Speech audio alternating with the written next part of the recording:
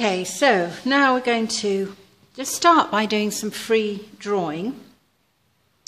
And let's see what happens. It's just kind of like loosening up.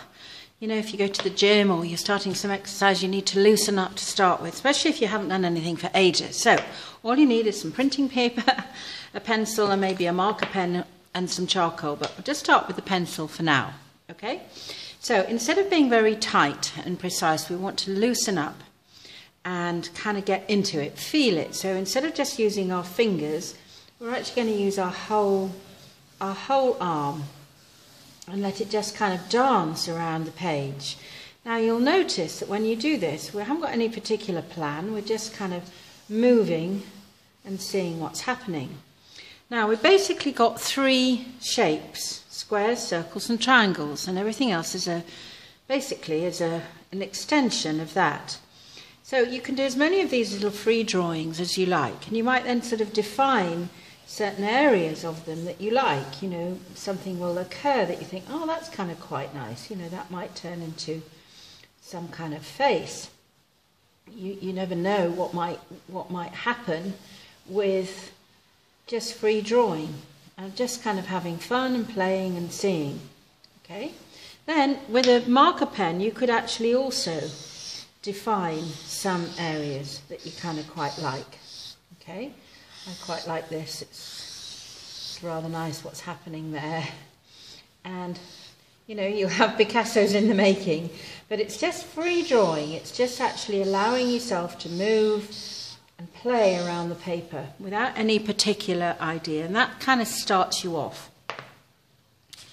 So you can do as many of those as you like, but it's loosening up, it's being creative, and it's actually having a lot of fun. Then what you might do to go on to the next stage is maybe if you've got some charcoal or a pencil or a crayon, you know, it's quite nice then to experiment with what might happen with this. You can go kind of quite dark, you can go very light, you can smudge it in with your fingers, which is kind of fun. You can make shapes. Just kind of play. What you're doing is just exploring possibilities. And I like to just try out and see, you know, what might happen, what might occur. Strong lines, you know, strong circles, very light. Smudge it in, see what happens. You see, inevitably you're going to come up with something that's interesting. And this is a really, really, really good way to start if you haven't done any drawing or painting for a long time, because it kind of gets you in the flow, it gets you moving.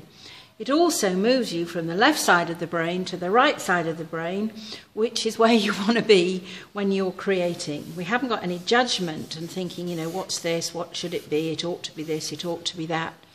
It just is what it is, and it's fun to explore what might happen and what might occur.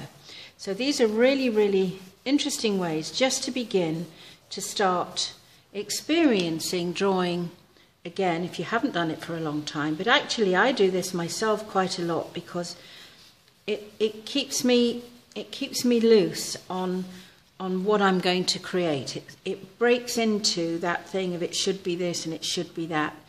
It helps you just loosen up for things to be just as they are. And so I hope that's helpful, and that's kind of stage one. You're drawing and playing around with a bit of charcoal.